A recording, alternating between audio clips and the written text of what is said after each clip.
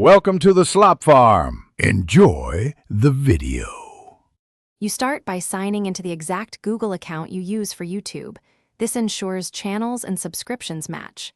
Once done, make sure Wi-Fi or mobile data is active, and if you plan to cast, join the same network as the target device. Open the YouTube app and tap your profile icon. This begins the connection flow. Follow on-screen prompts for permissions, because allowing account and network access enables seamless pairing and avoids later sign-in conflicts. Next, you navigate to Settings, then Connected Devices, or choose Watch on TV to find receivers. Tap Scan or enter the 6-digit code shown on the TV or other device. This step pairs both ends securely.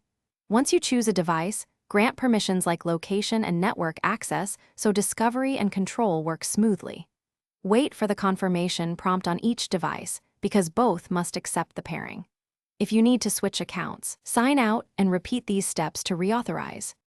Finally, you launch a video and use your mobile like a remote to test play, pause, seek, and volume controls. This verifies the connection. If playback fails, restart the YouTube app, toggle Wi-Fi, and re-enter the pairing code. Make sure both devices run updated software.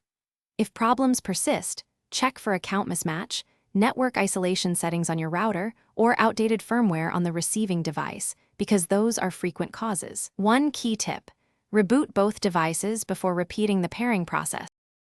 Thanks for watching. Consider subscribing if we helped you today.